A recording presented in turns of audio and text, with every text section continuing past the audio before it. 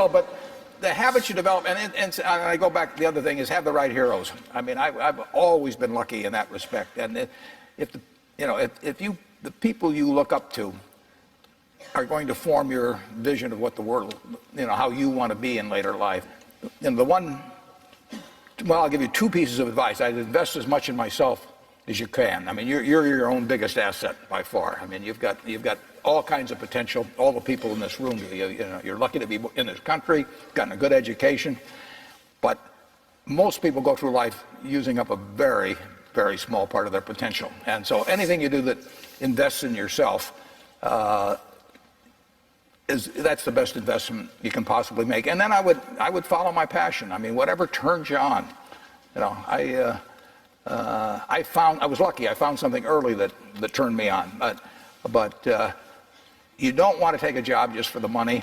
You don't want to take a job for an organization that you really don't feel good about, or work for people that you don't feel good about. You really want to be excited when you get out of bed every morning. And it won't necessarily be the job that you have 10 years later, but you'll be learning so much as you go along. And I took a job with Ben Graham, my hero, and I never asked the salary, and I found at the end of the month when I got my first paycheck what I was earning, because I just knew it was the right thing to be doing. So I would follow your passion.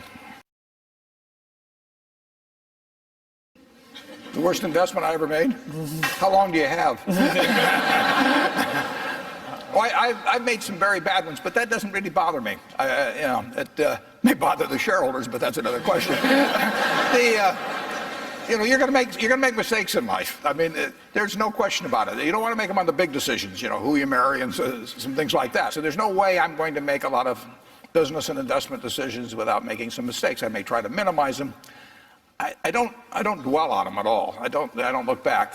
The biggest mistakes are the ones that actually don't show up. They're the mistakes of omission rather than commission. We've never lost that much money on any one investment, but it's the things that I knew enough to do that I didn't do. We have missed profits of as much as maybe $10 billion in things that I knew enough to do and I didn't do. Now, the fact I didn't buy Microsoft way back is not a foregone opportunity, because I didn't know enough to make that decision. But there have been other investments where I did know enough to make the decision, and for one reason or another, I either didn't do it at all or I did it on a small scale. I was sucking my thumb when I should have been writing checks, basically. And those don't show up. There's no place where it shows missed opportunities, but I've missed some big ones.